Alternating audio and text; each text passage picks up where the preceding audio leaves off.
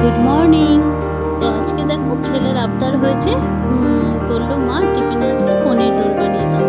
তাই ঘরেই বানানো পনির ছিল, পনিরটা হালকা ভেজে নিয়ে আর আলাদা একটা বাটিতে তেল, তার মধ্যে অল্প কাশ্মীর লঙ্কা গুঁড়ো, হলুদ গুঁড়ো আর ফেটানো দই আর আদা রসুনের পেস্ট আর হালকা লেবুর রস করেছিলাম, সেটা দিয়ে দিলাম। এতে টেস্টটা খুব সুন্দর আসে। তো এগুলো আমি সব মিলিয়ে নিলাম, এবার লবণও দেব। বাইরে বৃষ্টি আর প্লেটে যদি এরকম ধোঁয়া ওঠা পনির রোল হয় তাহলে ব্যাপারটা কিন্তু জমে যায়।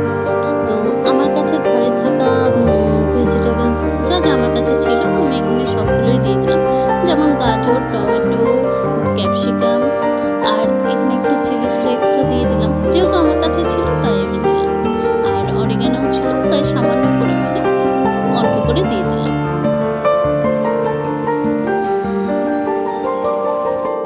এগুলো সব মিলিয়ে নিচ্ছি।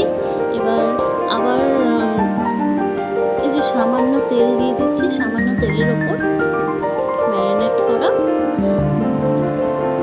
এই যে আমি দিয়ে দিচ্ছি। হ্যাঁ,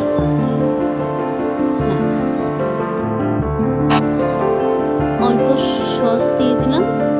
সস দেওয়ার পর সামান্য সস দেওয়ার পর এবার নাড়াচাড়া করে ব্যাস রেডি হয়ে যাবে আমার। এবার দেখো পরোটা আগেই ভেজে নিয়েছিলাম, আমি কিন্তু আটার পরোটাই করেছিলাম।